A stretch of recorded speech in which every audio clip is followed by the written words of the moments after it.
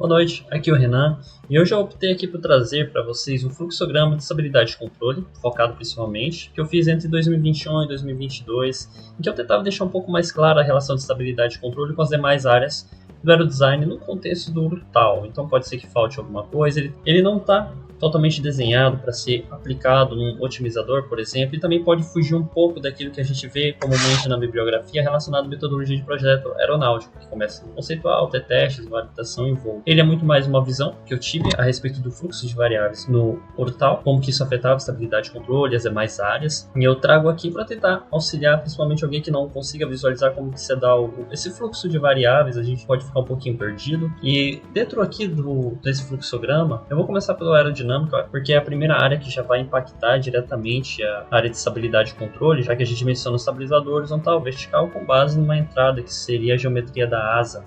Isso considerando uma configuração convencional. Então, se for para uma asa voadora, um biplano, eu já não sei como que se dá o projeto. Então, vamos começar aqui por aerodinâmica. Eu também sempre trago uma quantidade de dias.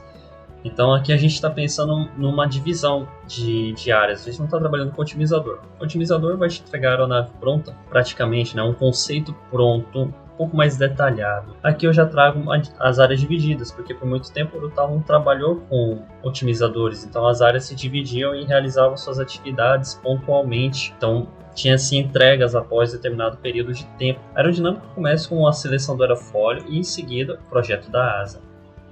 Aqui não tem muito segredo o que comentar.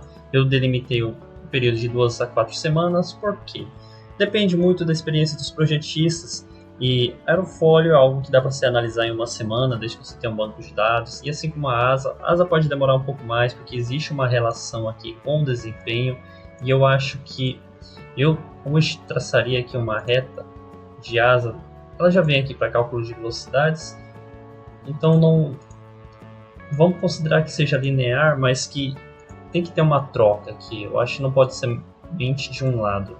A gente tem que ter uma interação entre aerodinâmica e desempenho, porque cada asa nova vai ter uma performance diferente, pode impactar várias etapas de voo, e a gente sempre pensa como a mais crítica, assim, de inicial, se vai decolar, e depois se a gente consegue manter aquela bonificação do pouso.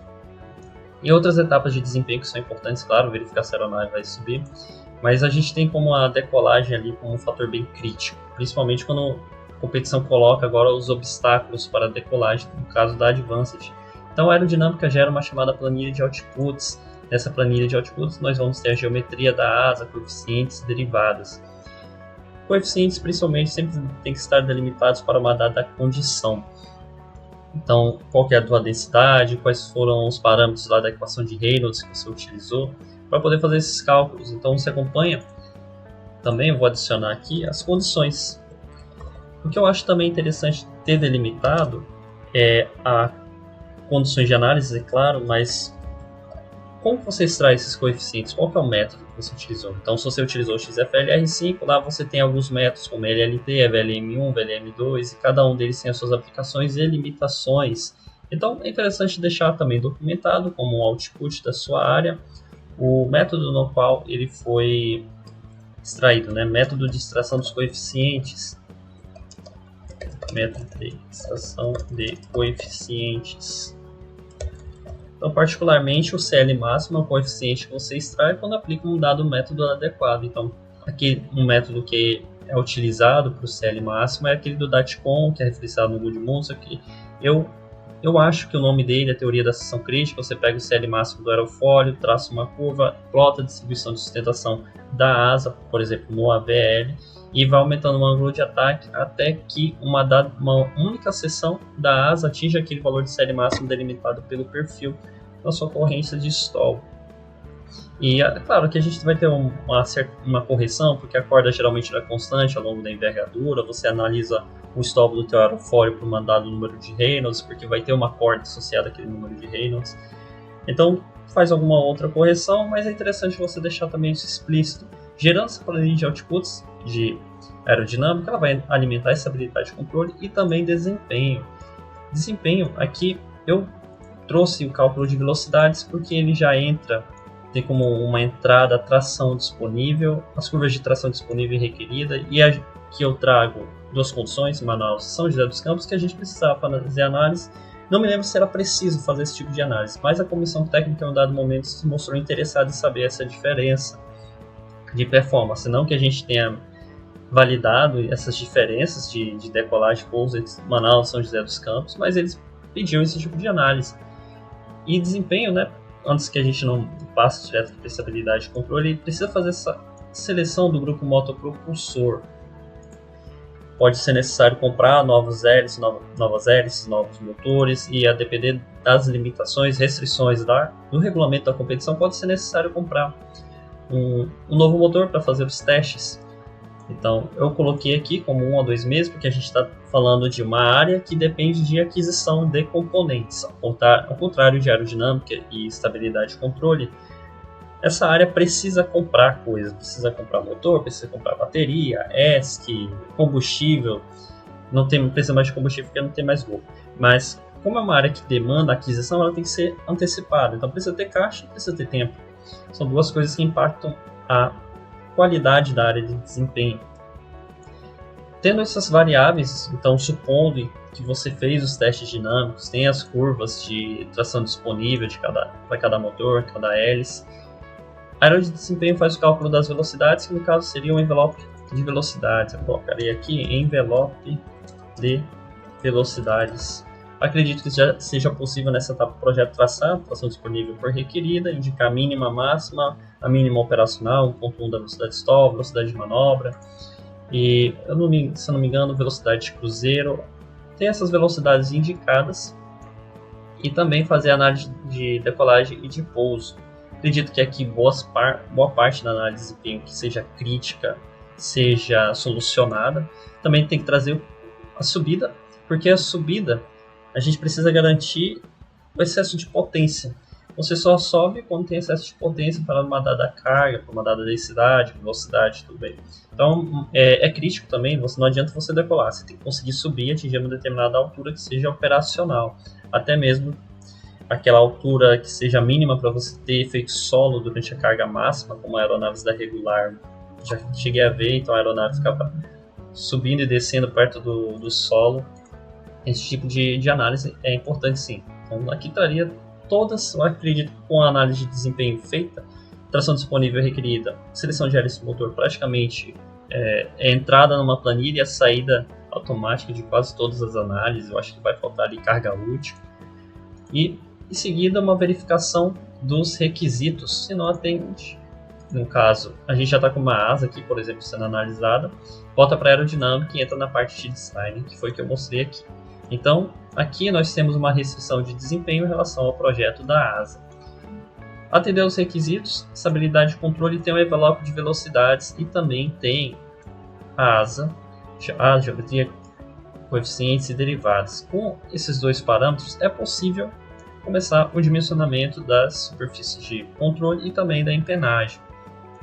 Antes de começar a estabilidade de controle, é muito importante fazer uma estimativa de massa mínima, massa máxima, claro, e velocidades. A gente tem que ter mais ou menos umas estimativas. Se você tiver medido por meio do sistema embarcado, as velocidades de projetos anos anteriores, vai agregar também, mas também tem aqui como saída velocidade de cruzeiro. Então, tipicamente você vai estar fazendo aquela análise de estabilidade longitudinal para baixos ângulos de ataque, que é apresentado assim, a mais simples, né? Dimensiona, você pega a tua asa, pega todos os coeficientes, os momentos que são gerados por essa asa, entra ali no que seria o script ou na tua planilha, dimensiona uma empenagem, começa logo pelo horizontal, garante tua margem estática que você deseja, garante ali o ponto neutro na posição, possível deslocamento do centro de gravidade, a depender da precisão do projeto. E com essas estimativas, você também tem que trazer a posição do centro de gravidade que você vai estar fazendo com base em dados históricos ou métodos que você pode encontrar em bibliografia. Se eu não me engano, no OSCAN Airplane Design, ele vai trazer vários métodos de estimativa de peso. E é importante você fazer a estimativa de peso para garantir que a posição do centro de gravidade esteja caminhando para um determinado rumo. Você sabe para onde ele mais ou menos vai estar. E terminando, né, o projeto detalhado, iniciando a construção, você precisa fazer o acompanhamento da posição desse centro de gravidade. Então é importante que você desde o início saiba para onde que o centro de gravidade está indo, acompanhe a equipe de estruturas também na medida que eles forem fazendo o desenho da aeronave no CAD, porque o CAD permite fazer a estimativa do centro de gravidade e também no momento de inércia. E aqui eu acho que eu vou adicionar também, vamos colocar aqui o CG e os momentos de inércia. Aqui o momento de inércia você pode trazer com base no desenho da aeronave, claro, mas você pode antecipar por métodos que tem no Raymer. Então o Raymer traz ix, y, y, z para você estimar e viabiliza o cálculo de dimensionamento das superfícies de controle e também análise de estabilidade dinâmica. Partindo aqui dessas estimativas necessárias, nós entramos na empenagem e antes de entrar aqui na empenagem, eu acho que eu coloquei aqui a estimativa de peso. Tenha em mente também um histórico de, se possível, claro, mas cada ano que passa você sabe o quanto que a equipe errou ou acertou em relação à posição do centro de gravidade, na variação da margem estática, se a margem estática está variando, claro, ou se você delimitou uma variação só para fazer o teu projeto inicial. Mas é muito importante ter uma documentação da posição do centro de gravidade e também da posição dos componentes em relação ao centro de gravidade que você identificou para os componentes. Então, faça essa documentação histórica, se tem uma aeronave aí não tem a documentação dos parâmetros, então da posição do centro de gravidade de cada componente. Alguns podem ser considerados como pontuais, eu acho que de quilha fica um pouco difícil você achar a posição do centro de gravidade. Trem de pouso também, mas faça um esforço para a asa, para a fuselagem, para os principais componentes, a distância entre cada um deles, documente isso para que seja mais fácil fazer essa estimativa de peso e ter uma maior confiabilidade, diminuindo o erro, né? A estimativa vai da bibliografia e depois você utiliza os dados históricos e aí você pode mencionar a empenagem. Empenagem aqui eu estou limitando, é o horizontal e o vertical, sem ainda mencionar o superfície de controle. Dimensionar a empenagem, ela não é só uma questão paramétrica de limitação de valores. Às vezes você, por exemplo, dependendo do seu contexto de projeto, você precisa verificar limitações comerciais ou limitações de estruturas.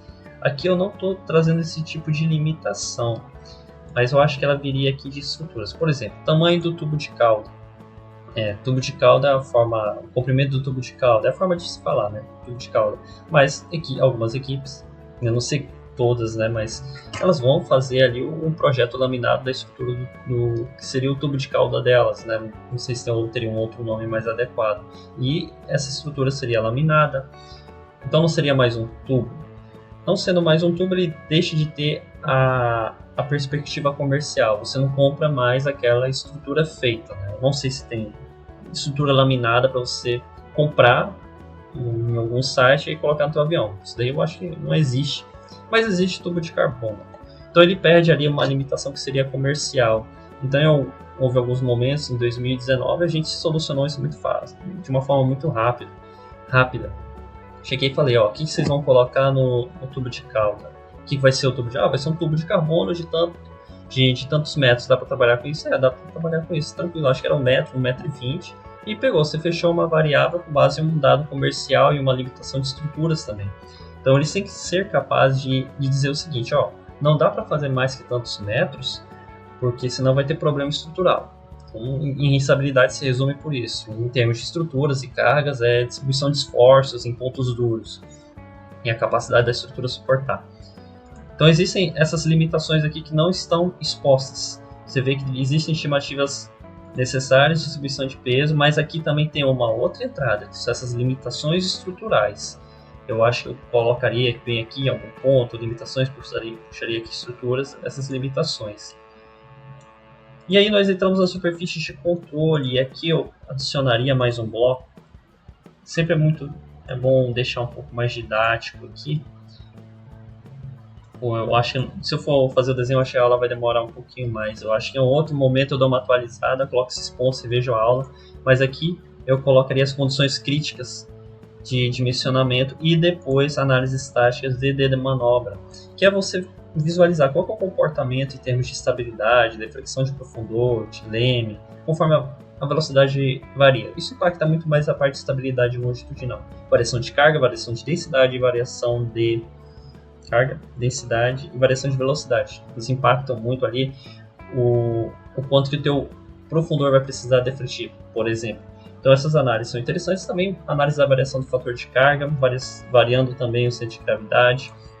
Outra manobra que eu me lembro que dava para ser analisada, que era a curva reta nivelada, quando você está numa curva fazendo, tem aileron, leme e profundor sendo defletidos, defletiu o aileron, pode perder um pouco de sustentação, deflete o profundor e aplica o leme para não fazer uma curva, para derrapar um pouco na curva. Então uma atuação simultânea desses três e os limites de deflexão durante essa condição. Então esse seria um tipo de análise estática e de manobra também. A gente tinha que fazer uma análise que plotava pelo Warren Phillips a deflexão do profundor em função do fator de carga, variando a velocidade com um diagrama VN. Então você via várias curvas e o envelope do diagrama VN, várias curvas sendo plotadas por deflexão do profundor. Se tinha deflexão do profundor, velocidade aqui, tá trocada aí para vocês, mas você tinha aqui dentro dessa plotagem diagrama VN. Então fazia essa plotagem e verificava o seguinte: a minha deflexão do profundor é capaz de cumprir todas as variações de fator de carga na aeronave? Isso é claro, é uma análise teórica, a gente precisa medir o fator de carga real para poder ter uma noção, mas era uma resposta. Então, o profundor é capaz de suprir essas variações de fator de carga? Sim, então é um tipo de análise.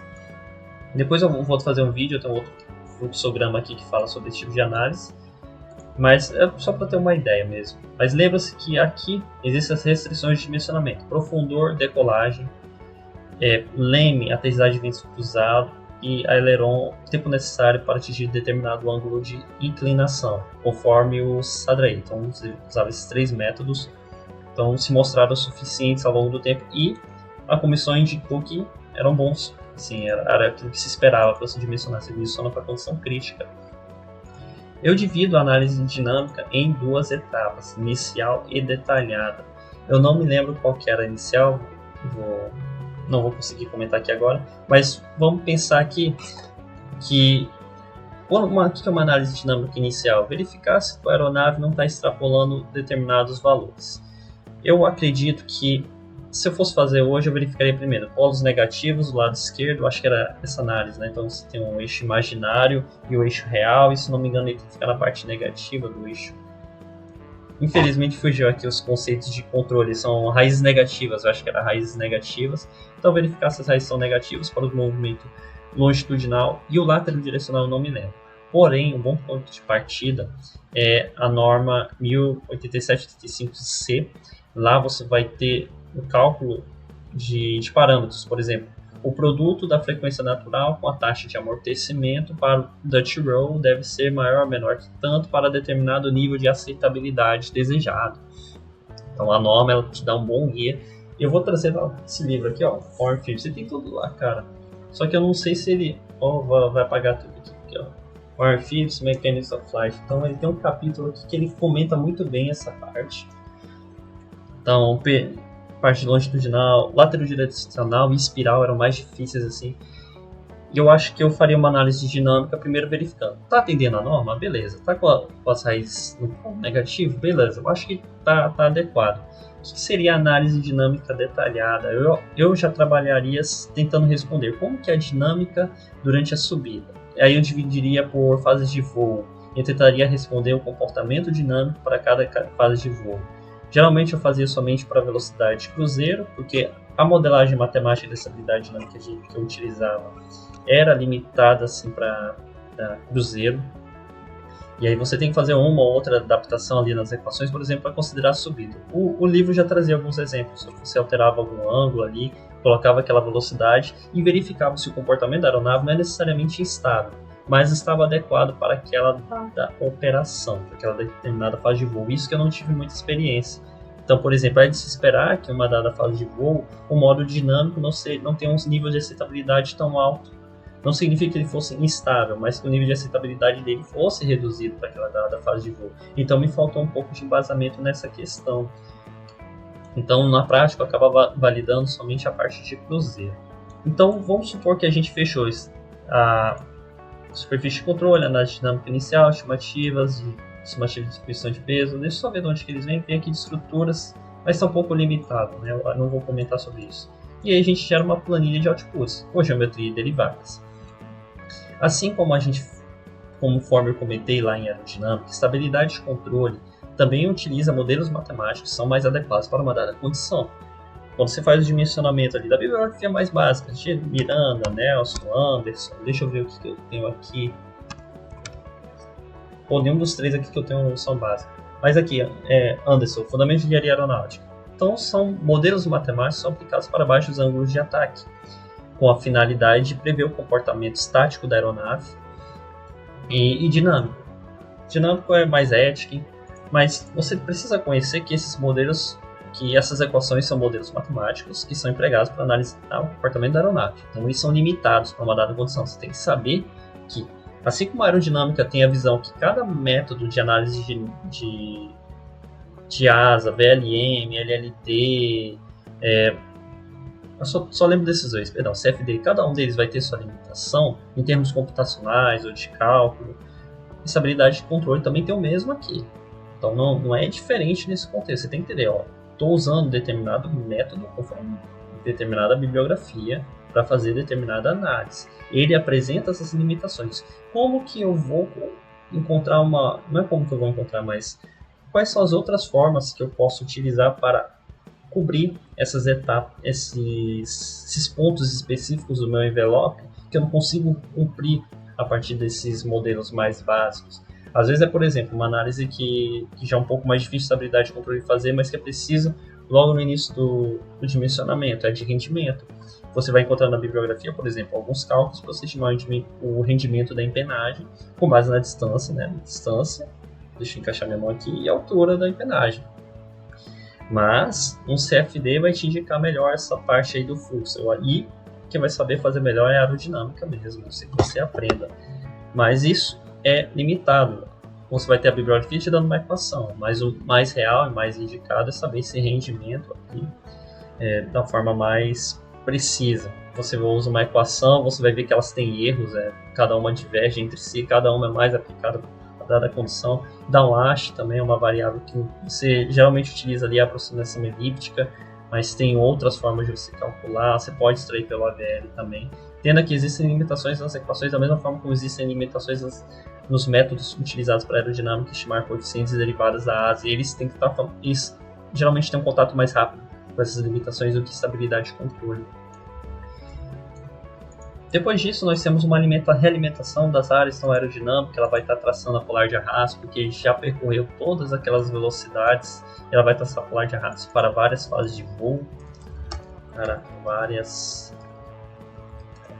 fases de voo. Polar de arrasto você tem que... Eu não me lembro qual que é o fundamento para isso, mas eu me lembro que é interessante você fazer uma plotagem para várias fases de voo da tua polar de arrasto. Distribuição de sustentação também. Eu não me lembro quais são as condições relevantes para a parte de distribuição de sustentação, não sei se decolagem, cruzeiro, claro, mas decolagem provavelmente, já que você vai ter um ângulo de ataque, vai ter uma deflexão de profundor, vai ter uma sustentação resistente e não quer que a asa estoure naquele momento. E estruturas, ela é alimentada justamente pela geometria, aquela perspectiva física, a estrutura física da fuselagem, todas aquelas dimensões, a distância, estimativa de distribuição de peso. Espero que sim, porque esse trabalho tem que ser feito em conjunto, tem impacto também na posição do seu centro de gravidade. Eu não sei se funciona usar aquelas estimativas 1/3 ou 1/4 e trabalhar, vamos atingir essa meta para chegar em 1/3, 1/4 da corda média aerodinâmica, da posição. 1/3 não, esqueci, vem a centro aerodinâmica e vem centro de gravidade. Agora esqueci que vem antes e que vem depois. Aí eles vão fazer o desenho em CAD, isso vai viabilizar a construção. E se eles têm já um desenho, algumas distâncias, você pode fazer uma análise em algum software de simulação de voo. Eu cheguei a usar o X-Plane, então eu fiz o desenho da aeronave, dá um pouquinho de trabalho, eu não sei se é o mais indicado, mas deu para usar o X-Plane, coloquei o piloto para manobrar uma aeronave e perguntei, cara, isso daí parece com uma aeronave do AeroDesign? Cara, tá difícil, então não parece, porque eu era um modelista de competição, então ele sempre espera uma resposta muito mais, uma qualidade de manuseio melhor por parte da aeronave. Então eu falei, cara, isso daí tá parecendo aerodesign? Sim, mano, tá difícil aqui, tá meio duro. A aeronave tá meio travada, assim, então é isso que eu vejo dos pilotos reclamando, essas aeronaves voam meio estranho, assim, esquisito, troncho, essas palavras assim que eu já ouvi de aeromodelista. Mas, claro, não tô julgando os caras, mas, assim, é a forma de você saber que tua aeronave está caminhando por um caminho que é parecido por ela. Se for muito bom, cara, graças a Deus, seu projeto está muito bom. Então, daqui do desenho de CAD, nós temos a construção. Estabilidade e controle tem que fazer uma revisão da estimativa de distribuição de voo e principalmente fazer um acompanhamento durante a construção. Fez uma peça, ela pesa aquele negócio, identifica qual é a posição do centro de gravidade dele, vê se vai ser algo que você vai considerar como pontual ou um comprimento, tem que ser o CG no meio. E depois testes em voo.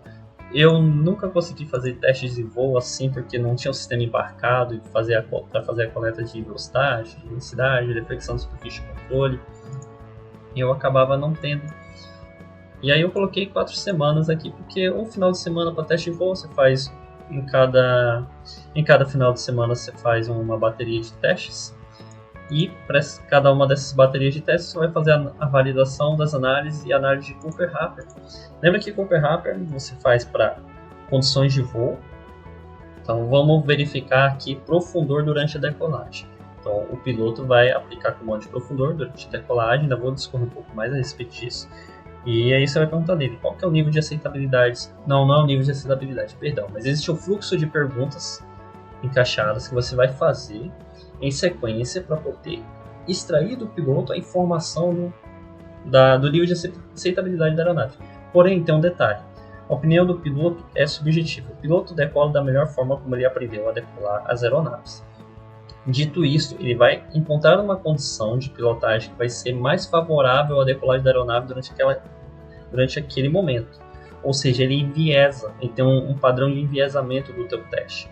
O que precisa ser feito, né, na medida que você já tem um sistema embarcado necessário para isso? Você vai fazer um monitoramento da velocidade da aeronave, da deflexão do profundor e vai dizer para ele. Você vai praticamente dizer, ó, tração máxima a partir do momento que você está no ponto de decolagem, tração máxima, acelerou. Nesse momento aqui você vai aplicar profundor tantos graus, e você vai medir o tempo que vai demorar para a aeronave deixar de ter contato com o solo, com base ali no sensor de proximidade. Você vai fazer uma coleção de parâmetros. Então, uma dada velocidade, eu apliquei a deflexão do profundor, né? Com essa deflexão do profundor, uma dada velocidade, com tanto comprimento de pista, a aeronave decolou. Então, o Cooper-Happer ele vai te trazer uma resposta muito mais adequada do piloto quando você faz essas limitações. Você restringe o que o piloto é capaz de fazer. Fazendo essa restrição e monitoramento de parâmetros, aí você aplica o Cooper-Happer, você vai ter uma efetividade muito maior. Como que faz um Cooper-Happer sem sistema embarcado, trazendo uma quantidade maior de pilotos para pilotar a sua aeronave. Aí você pode tirar uma média assim, mas é claro, você não vai ter todo aquele controle paramétrico que eu mencionei anteriormente. E a gente visa, a partir dessa análise de Cooper-Happer, realimentar os nossos resultados de estabilidade dinâmica, análises estáticas e de manobra. E aqui acredito que essa parte ficou bem mais explicada. Eu quero trazer um pouco de cargas traço, chamado diagrama VN. Ele pode ser usado na parte de análise estáticas e de manobra. Nesse caso, entra na análise de manobra. E eu comentei um pouco antes sobre a deflexão do profundor pelo diagrama VN do Phillips. Aqui, o que você tem que se preocupar com parte de cargas, né? Você alimenta essa área com derivados. Assim dá mais trabalho, que são as derivadas laterodirecionais. Eu não me lembro se entra em aerosticidade também. Mas estabilidade e controle traz essas derivadas para que eles possam fazer os cálculos deles. Então faltou aqui uma planilha de outputs chegando em cargas. Mas o que é interessante de cargas? Você extrair o envelope de velocidades. Ele já vem lá de desempenho. Mas cargas tem um envelope de velocidades delimitado, restringido por por limitações estruturais. Então eles já utilizaram ali algum coeficiente, parâmetro estrutural para fazer os cálculos e saber quais são as velocidades máximas e mínimas em termos estruturais. Pode ser diferente em termos de desempenho, também pode ser diferente em termos de aeroelasticidade. Então você tem restrições de velocidade ali. Qual que é a restrição de velocidade que você usa? É aquela operacional da aeronave que eu acho que você vai conseguir quando você estiver voando e realmente medir. Qual que é a velocidade que eu usaria hoje? Eu acho que eu usaria cruzeiro de desempenho. Não é possível que desempenho vai delimitar, a faixa de cruzeiro aqui é tanto. Cargas vai lá e calcula uma velocidade de limite estrutural que é menor que a velocidade de cruzeiro. Eu acho que isso vai acontecer. Então eu acredito que o mais prudente seja usar essa velocidade cruzeiro para você fazer a parte das análises de estabilidade cruzeiro. Lembra que existem outras análises que você pode fazer para outras fases de voo. E aqui eu acho que eu não comentei sobre as restrições do regulamento, mas ele já vem praticamente limitando a área de aerodinâmica, de desempenho também. Aqui faltou um pouco de aeroelasticidade. Faltou também alguma parte de análise não lineares. Então, por exemplo, será que sua asa vai flexir muito quando estiver com carga? Vamos supor que você perceba que tem uma flexil muito. E isso vai ter um efeito na tua parte de estabilidade de controle. Outra coisa que eu não comentei são os efeitos aqui. Geralmente a gente tem que considerar a posição da asa em relação à fuselagem, você vai encontrar isso na bibliografia, e como que você introduz esses parâmetros que não são entradas de cálculo de variáveis. Você pega uma bibliografia e ele fala, ó, se tua asa tiver alta, média ou baixa, ele vai te dar um valor de diedro análogo para essa posição. E aí você vai contabilizar dentro da tua análise de estabilidade, que geralmente é a lateral-direcional. Deixa eu ver se eu comento mais alguma parte aqui. Eu acredito que o que eu não comentei foi essa parte de análise de requisitos. Você percebe que eu coloquei em desempenho, mas eu não coloquei em aerodinâmica e não coloquei em estabilidade e controle, meio que se você tivesse subentendido. Mas atender aos requisitos consiste em atender aos critérios de estabilidade, as margens que você delimita no seu projeto, e você geralmente valida aqui nessa parte de testes em voo ou pós-construção da aeronave, né? A posição do centro de gravidade, que é sempre, acho que é a questão mais crítica de estabilidade e controle. Então era isso que eu queria trazer hoje, essa visão aqui de como que as coisas percorrem, numa perspectiva de estabilidade e controle, dentro do que eu aprendi. Então ainda tem coisas que eu posso trazer para cá para alimentar mais essa discussão do fluxo do processo de variáveis, tempo de duração, como que se dá essa relação, um pouco a interface entre cada áreas, né? Acho que dá para ter um norte, tá bom? É isso que eu queria comentar. Então, eu agradeço pela sua atenção, se você ficou até aqui. Um grande abraço. E se esse vídeo ajudou você, acha que pode ajudar outras pessoas ali da sua área, compartilhe, jogue nos grupos da tua área, no grupo da tua equipe, para que a gente possa contribuir mais para esse crescimento do aerodesign, para que outras pessoas também que estejam perdidas possam encontrar pelo menos um caminho mais detalhado para aprender no aerodesign e também em aeronáutica. Obrigado, boa noite, fique com Deus.